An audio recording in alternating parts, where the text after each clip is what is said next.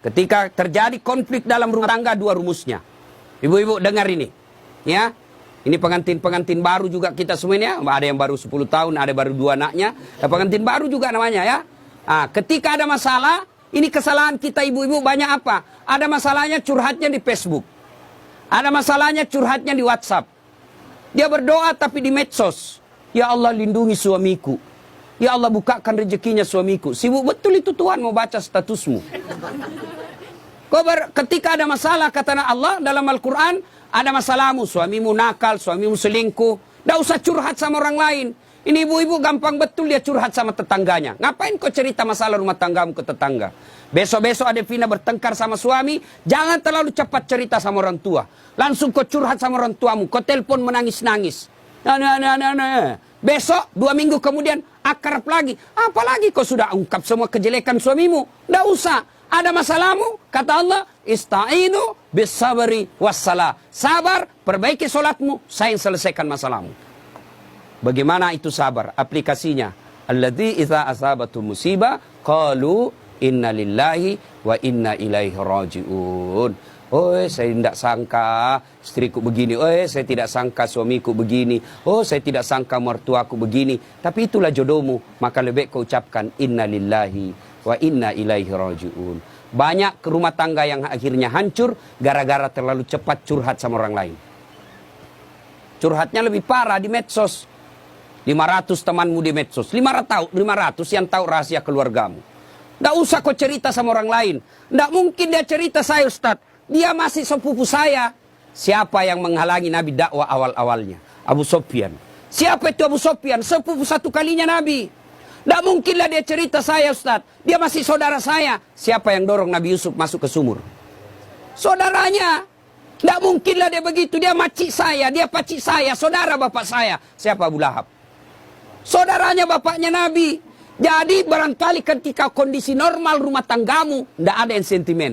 Tapi ketika kondisinya lain dari yang biasa, dia lihat rumah tanggamu bahagia. Dia lihat rumah tanggamu kaya. Dia miskin saudaramu. Saudara sekandung. Belum tentu dia baik. Ada namanya dengki. Ini setan masuk. Dia hasutlah kau.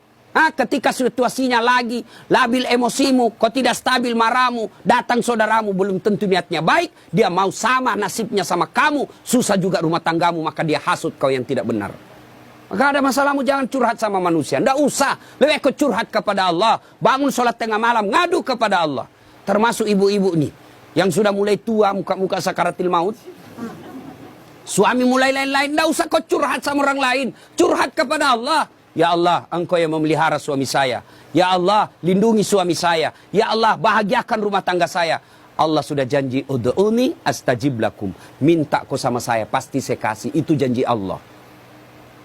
Ya, maka ibu-ibu, saya yakin di sini semua punya rumah adakah rumah tangga yang tidak ada masalahnya?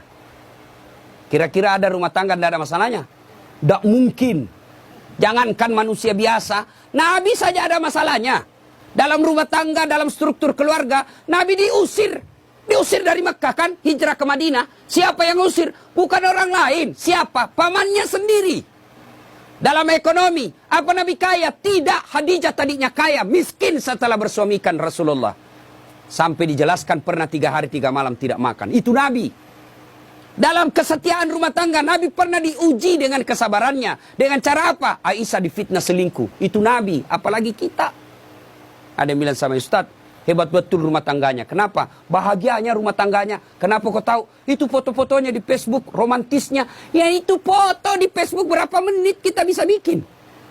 Bodoh itu namanya kalau bertengkar dia share di Facebook. Beleng-beleng namanya itu. Tak mungkin lah, semua yang baik-baik. Maka begitu ada masalah, ista'inu bisabri wassalah. Sabar saja. Yang kedua, perbaiki sholat. Nah ini sholat yang jadi masalah. Ya, apalagi kalau pengantin baru, subuh terutama. Allah kasih toleransi. Tapi sekarang sudah modern Pak. Ada air hangat, ada air sudah tidak seperti pengantin baru dulu kan. Rumah tidak ada kamarnya. Tamu 1 minggu baru pulang. Bingung kita Pak. Mau cari kamar tidak ada. Malu-malu lagi. Kamar mandinya dibawa pula. Mau mandi dilihat jauh orang basah kepala, enggak enak.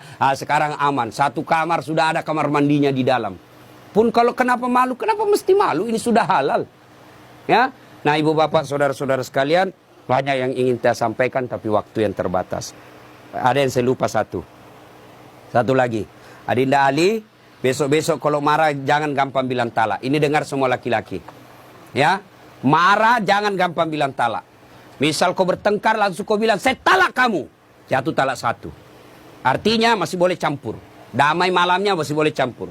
Tapi ketika kau bilang saya talak kamu, 5 menit kau banting pintu, saya talak kamu, jatuh talak 2. Artinya kamu tidak boleh campur sebelum nikah ulang. Panggil 2 saksi, ibu bapaknya, ada mahar, ijab kabul, baru boleh campur. Nikah ulang. Kalau kau tidak nikah ulang campur, sama hukumnya kau berzina. Bagaimana kalau dia saya talak kamu?